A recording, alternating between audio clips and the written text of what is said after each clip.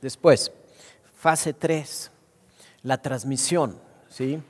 Entonces, todos estos libros, fíjense qué importante, fueron copiados a la escala y al detalle de las obras de arte clásico.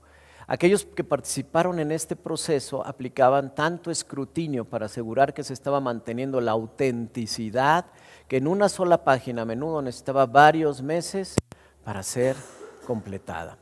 Por ejemplo, a fin de comprobar su exactitud, cuando una página era terminada, se identificaba la palabra del medio de la misma y se comprobaba su posición con la original. Y si una palabra no coincidía con el punto exacto de la posición, la copia era quemada y el trabajo comenzaba de nuevo. Entonces imagínense, no había Word, no había computadoras, ahí era como cuando escribíamos a máquina, pero todavía más complicado porque eran rollos completos. Entonces imagínense, yo me acuerdo que cuando me dejaban mis tareas de mecanografía, no sé si a ustedes les tocó alguna vez, ¿verdad? Pero ahí estaban y de repente, ¡ah! Ya te equivocaste. Y volverle, y atínale otra vez, atínale a la letra que tienes que borrar, ¿sí? No había esa Remington, ¿verdad? Así es que la traducción se refiere al proceso por medio del cual la Biblia fue traducida de las copias en hebreo y griego originales a otros idiomas. Una de las primeras traducciones fue al latín y se llamó Biblia Sacra Vulgata de Jerónimo. Entonces, si ustedes se fijan, hoy por ejemplo, es muy interesante esto porque ya todo está digitalizado y si tú quieres realmente que a ti te gusta leer la Biblia, te gusta entender más el significado de las palabras, pues hay una cosa que se llama el diccionario Strong. Ese diccionario Strong lo que hace es tomar la palabra, ¿verdad? Y te da su traducción original en griego o en hebreo, según sea el caso, ¿sí? Y esta palabra, ¿verdad?, tiene varios significados, entonces eso te ayuda mucho a entrar en un contexto. Y es maravilloso cuando tú te metes a un texto en la Biblia y dices, oye, en realidad, por ejemplo, es que ahora la nueva versión internacional cambió esta palabra, pero yo quiero saber cuál es la original, y la que está más apegada pues es la Reina Valera. Entonces yo me voy a Reina Valera, pero todavía yo quiero saber más. Entonces tengo una Biblia de estudio, en esa Biblia de estudio me explica el texto, y a lo mejor ahí me explica qué significa esa palabra en griego, pero si no está, yo puedo entonces acceder al diccionario Strong de forma digital y puedo yo entonces tomar y traducir desde el origen, desde el original, cuál era la traducción de esa palabra y esa palabra en qué otros versos está usada, ¿no? O sea que, por ejemplo, esto que vimos aquí, se los voy a ver aquí muy rápido, pero cuando nosotros comenzamos acá a leer, fíjense esta palabra que dice inspirada, que es teuneustos, dice, es la misma palabra para traducir la palabra griega original al griego que viene en Génesis 2:7, es una palabra que se usó en el Nuevo Testamento, pero también en el Antiguo Testamento, ¿sí? Y que significa sopló vida, ¿sí? Entonces es la misma palabra. Entonces eso me va a comenzar a dar a mí contexto para poder yo entender exactamente el significado que Dios le dio, porque aquí es muy importante que entendamos que Dios cada palabra la ha supervisado y cada palabra está puesta ahí por una razón específica. Y cuando yo entiendo la palabra, entonces, y entiendo el significado, entonces puedo entender el por qué está puesta en ese momento, en esa posición, en ese lugar. Entonces dice aquí, hoy en día tenemos muchísimas traducciones y parafrases de la Biblia, con más en proceso incluso, dice, mientras esto se está escribiendo.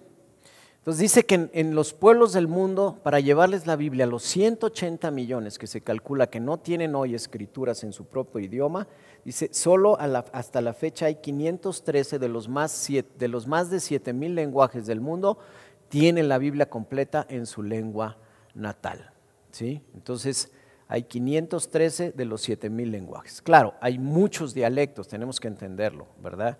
Y son ya pues poblaciones o Ya es minoría, exactamente, son etnias. Entonces, pero realmente, acuérdense que todo esto está ligado sobre todo a lo que Jesús nos dijo en la Gran Comisión, que cuando se extienda el Evangelio hasta los confines de la tierra, dice, entonces vendrá el fin, ¿verdad? Porque todos tienen que conocer, saber que hay una Biblia, que está Jesús, y en ese sentido la Biblia sigue teniendo esa injerencia.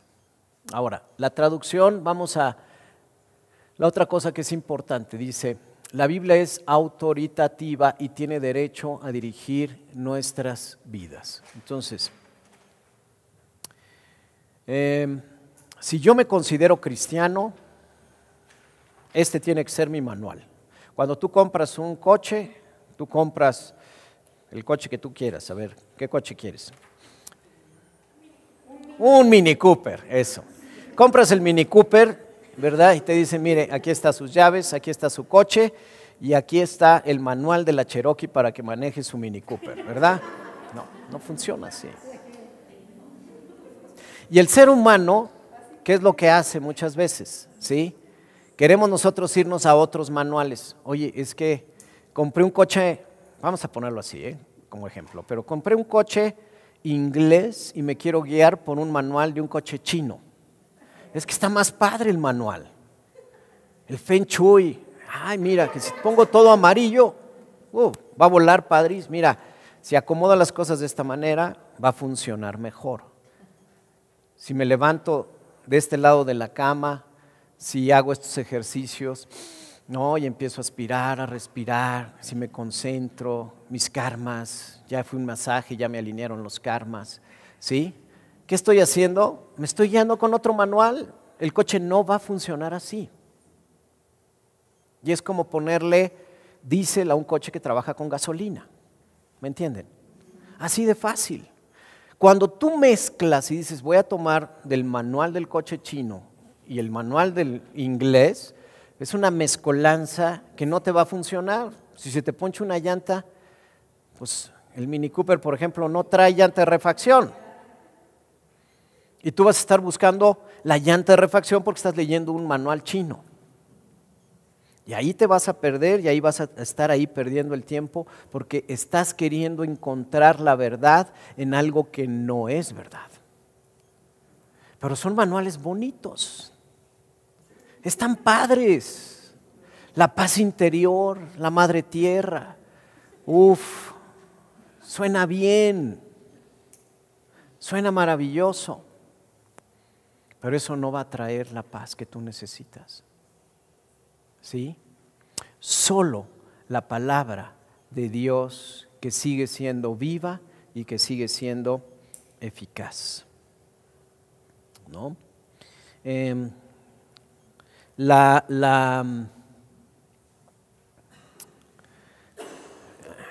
Fíjense qué importante en esto. Por ejemplo, hoy en día pues ya no tenemos ni conservamos ninguno de los rollos originales en los cuales fue escrita la Biblia. Son copias, pero son muchísimas copias, ¿no?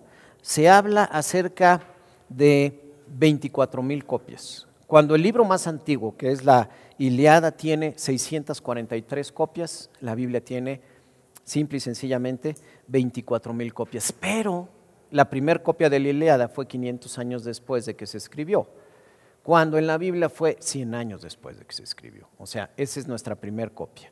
Entonces hay una confianza en que eso lo que trae es una veracidad en el que es la palabra de Dios, ¿sí?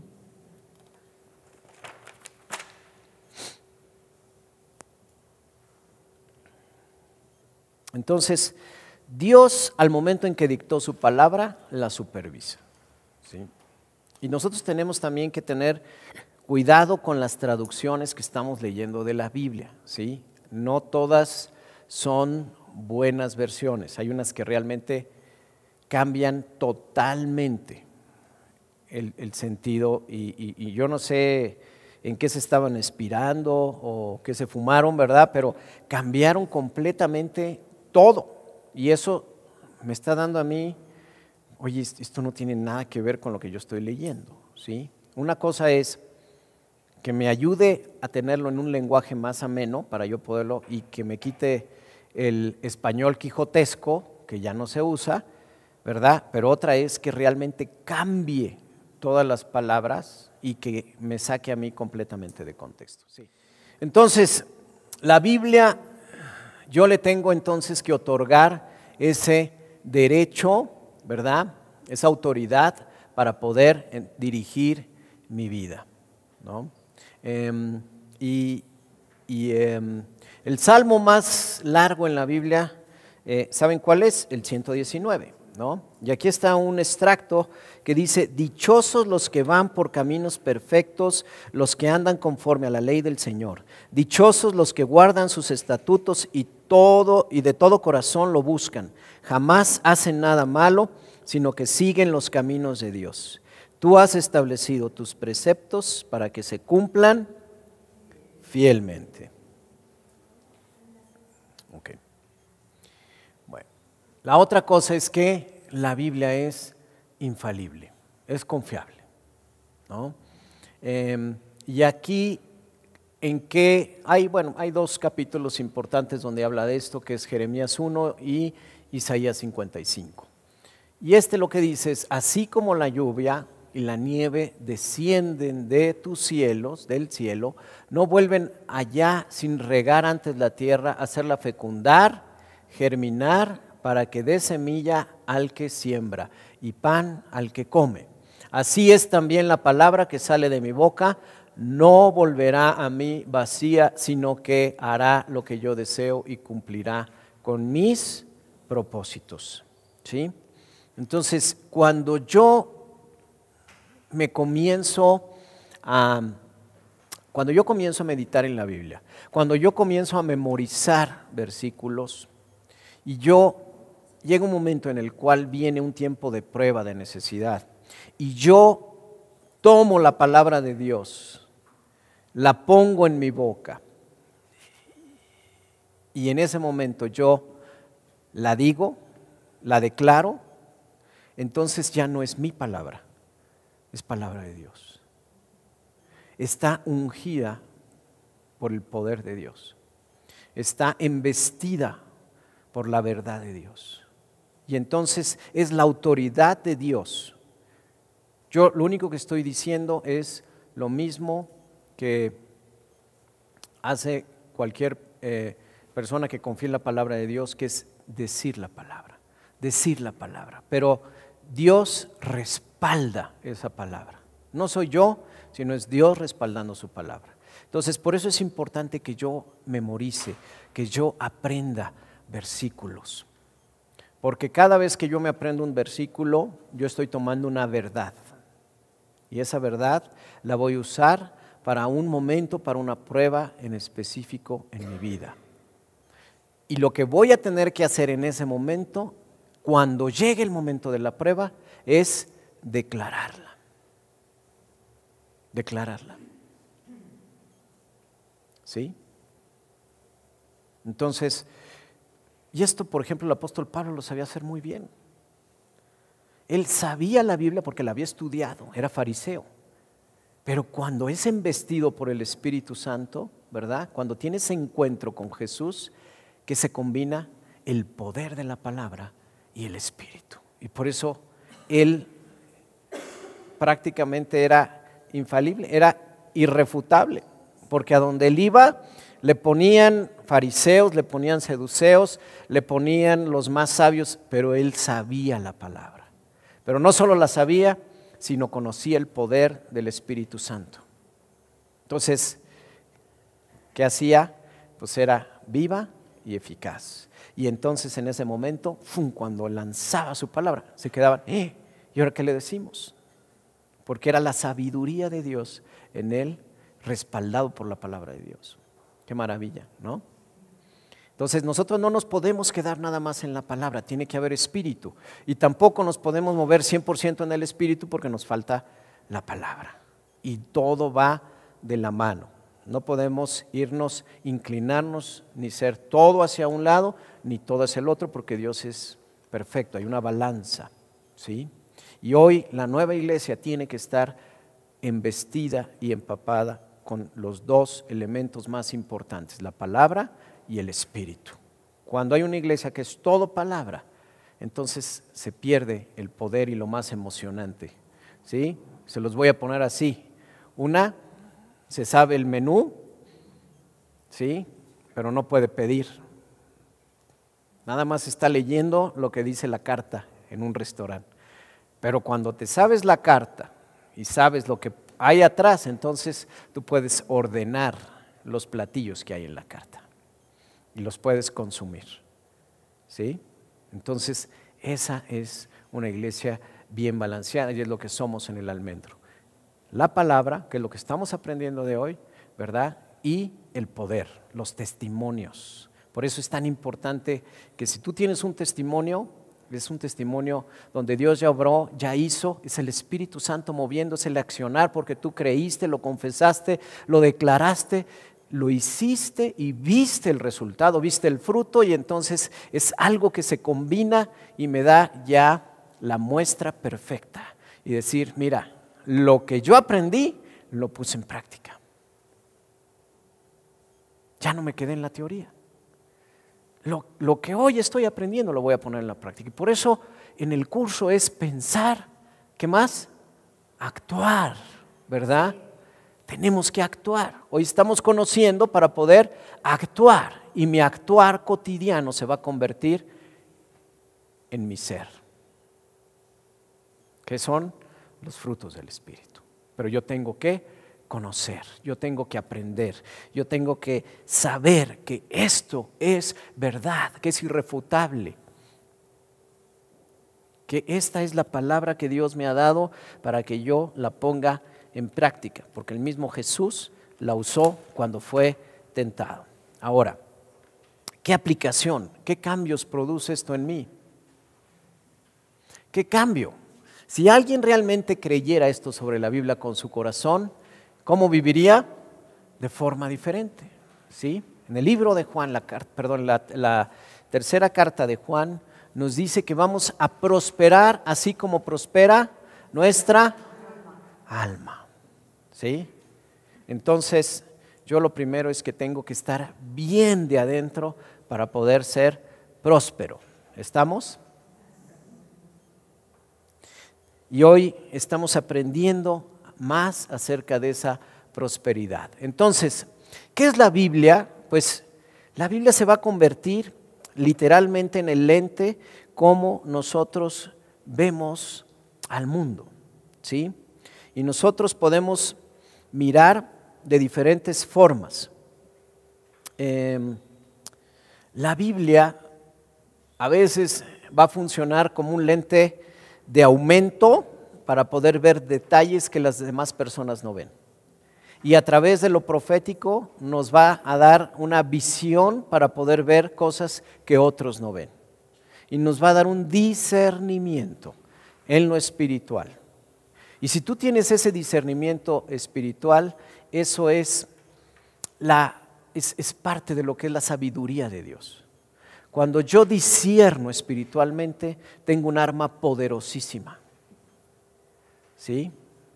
Porque eso me va a dar a mí, en mi espíritu, una advertencia o una confirmación de que lo que estoy haciendo o la decisión que yo voy a tomar es buena o es mala. Pero tengo que estar expuesto a la palabra de Dios. Por eso en el Almendro tenemos este devocional, no te quedes sin el devocional.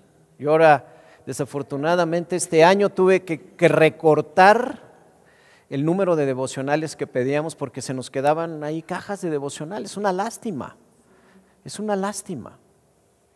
¿no? Pero todo esto nos sirve para, o sea, créanme que cada vez que Mayita manda ese mensaje en la mañana, me encanta, me fascina. No es nuestro maná, pero no nos podemos quedar ahí, ¿sí? O sea, esto es una probadita. Yo tengo que digestarme, ¿cómo se llama? Indigestarme. Yo quiero más. Yo a veces digo, en las noches que llego, ay, ya se acabó el día y yo quería leer más y ya estoy tan cansado que ya me duermo. Pero me quedo yo con tantas ganas, es como si me hubieran servido un banquete y digo, ay, ya dejé la mitad o más de la mitad, ¿verdad? Pero así es, porque tengo hambre, porque tengo ganas, porque quiero más, ¿sí? Y no solo se va a quedar en ese bocado, sino también eso se tiene que convertir en un accionar. 2, estamos obligados y motivados entonces a estudiar la Biblia a fin de entender la voluntad de Dios para nuestras vidas. ¿Qué dijo el apóstol Pablo? Él habló acerca de mentes transformadas, de que teníamos que renovar nuestra mente ahí en Romanos 12:2 y el Salmo 119, 97 dice, la Biblia conforma el contenido de la verdad en el que buscamos sumergir nuestra mente y sugiere, esto es lo que dice el Salmo, todo el día medito en ella. Todo el día medito en ella, ¿sí? No significa que esté leyendo todo el tiempo la Biblia, sino ya lo leí y ahora voy a meditar. Y cuando tú te pones a meditar, meditar significa tomar cada palabra. ¿Se acuerdan, por ejemplo, el domingo lo que vimos? Vimos Juan 3:16 y de ahí vino un extracto de 4 cosas que son importantes en Juan 3:16. Dice, tanto amó Dios al mundo que envió a su Hijo unigénito a morir por nosotros para darnos vida eterna, vida abundante, ¿verdad? Entonces, de ahí cuando tú meditas en esta palabra sacas 4 cosas, es un ejemplo, pero es Dios da amor, Dios dio y da a su Hijo unigénito, se dio todo. Y cuando Dios da, siempre hay un fruto, porque cuando tú realmente amas, tiene que haber fruto, ¿sí? Entonces, no puedes decir te amo si no hay fruto. Siempre tiene que estar acompañado de una acción. No puedes decir creo si no confías. Y como le dije a una persona el fin de semana, le dije, oye, es que no es posible que todos los domingos estés llorando y estés triste si tú no puedes confiar en Dios. O sea, es que si tú no confías, eso no es fe, es que yo sí creo. No, es que no es nada más creer, es que tienes que confiar y tienes que actuar sabiendo que Él está haciendo las cosas. Tú le estorbas, déjalo que haga. Déjalo que haga Dios. Si tú ya hiciste y pusiste todas tus peticiones delante de Dios, como dice Filipenses 4, entonces deja que Dios haga su parte. No influyas, le estorbas. Y si tú le estorbas, estás afanada. Y ese afán rompe tu esquema de fe, y la fe, sin fe, es imposible agradar a Dios. Entonces, todo lleva una secuencia, ¿me entienden? Entonces, yo tengo que ubicarme y poder estar realmente confiando y meditando en la palabra de Dios. Y cada versículo, no es necesario que leas grandes extensiones en la Biblia, porque eso pues no te va a llevar a nada, pero cuando tú tomas un simple versículo y dices, con este me quedo, estoy leyendo y de repente hay algo que sale a la luz, como si estuviera subrayado así en amarillo y dices, esto es lo que yo estaba buscando. En ese, haz un alto y medita en cada palabra que viene ahí, ¿sí? Entonces, Juan 3:16, Dios da, yo creo y yo vivo. Y esas 4 palabras, eso me llevó a extraer el oro que había, esa perla que estaba ahí en esa palabra. Y ahora ya lo entiendo y lo traduzco para mi vida. ¿Qué me toca hacer a mí? Dios ya hizo su parte, a mí nada más me toca creer. Y si creo que obtengo a cambio, vida en abundancia. ¿Sí? Así de sencillo. Entonces, todo eso nos va ubicando, nos va trayendo paz, nos va trayendo confianza, nos va dando el alimento que necesitamos para estar fuertes en las batallas y poder seguir peleando en el día a día. Los principios de la Biblia deben gobernar nuestras vidas, incluso cuando entendamos plenamente, motivados a estudiar la Biblia a fin de entender la voluntad de Dios para nuestras vidas. Dice, los principios de la Biblia deben gobernar nuestras vidas incluso cuando no entendamos plenamente o no nos guste lo que nos enseñan. Y esto se llama obediencia. ¿A Jesús le gustó morir en la cruz? ¿A Jesús le gustó ser bautizado? Él dijo, para que la Escritura se cumpla. No lo necesitaba, ¿sí? Pero obedeció. ¿Cuántas veces tú has dicho, esto no me gusta, esto se sale de la Biblia, esto sí lo aplico, esto sí me conviene, esto no me conviene, y andamos nosotros, ¿no?, poniéndole siempre una nueva dirección y cambiando la Biblia? Pero cuando tú realmente obedeces lo que tienes que hacer, en el momento que lo tienes que hacer, en el tiempo que lo tienes que hacer, y lo haces confiadamente porque el resultado va a ser bueno, entonces eso te va a llevar a las bendiciones más grandes. Ahora, ¿es fácil? No es fácil, no es sencillo, no es sencillo. No es el atajo que tomaría cualquiera uno de nosotros como hombres, como mentes racionales, ¿sí? Pero cuando lo hacemos a la manera de Dios, yo tengo que tener la seguridad que Él va respaldando su palabra siempre, porque Él, como el otro versículo que vimos aparte de Isaías 55, que es el versículo del almendro, ¿verdad? Bien has visto, Jeremías. Cuando ves tú, Jeremías, una vara de almendro, bien has visto, porque yo vigilo, yo velo, yo estoy observando siempre mi palabra para que se ponga por obra. Qué hermoso. ¿Y qué estaba viendo entonces? Y aquí quiero hacer nada más este paréntesis, pero quiero que vean esto porque Jeremías, la vida de Jeremías fue muy triste, ¿no? Fue calamidad tras calamidad porque le tocó vivir un tiempo donde era él solo contra todo el pueblo, ¿no? Y el mismo rey le dijo, ya cállate. Y lo metió en una cisterna, ¿verdad? Porque incomodaba, porque la verdad incomoda. La verdad incomoda. Y Dios le dice, oye, Jeremías, yo te estoy llamando, pero yo te voy a respaldar.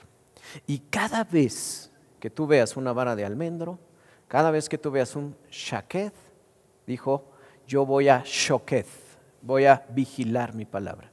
Shaketh, shoketh. Se lo dijo porque Dios es poeta también, poéticamente. Y le dijo, cada vez que tú shaketh, cada vez que veas un almendro, te vas a acordar que yo shoketh, yo vigilo mi palabra para ponerla por obra. ¿De acuerdo? Entonces, y esa es una verdad. ¿Y qué hizo Jeremías cuando vio todo eso? Tuvo confianza. Y cada vez que le venía un tiempo de una prueba, él veía el almendro y decía, yo sé que tú estás vigilando. ¿Sí? Yo sé que tú estás vigilando tu palabra y que esa palabra la vas a poner por obra. Entonces, ¿es fácil o no es fácil la Biblia? ¿Sí?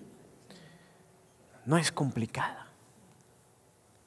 Y cuando nosotros aprendemos a deleitarnos en su palabra, entonces nos gozamos, estamos bien y somos prosperados como nunca antes lo podríamos haber pensado, porque estamos haciendo las cosas bien. Y cuando haces las cosas bien, vienen las bendiciones grandes de parte de Dios. ¿Lo creen?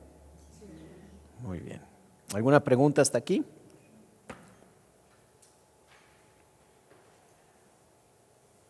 Entonces, ¿creemos o no creemos?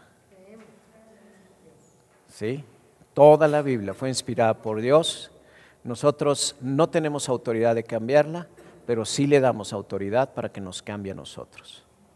Y esa es la verdad. Hoy tenemos que decidir, y yo quiero que esto tú te lo lleves como parte de esa aplicación clave, que te lleves que la palabra de Dios realmente es viva, es eficaz y cambia nuestras vidas si nosotros le damos esa autoridad y ese lugar. ¿Lo creen? Amén.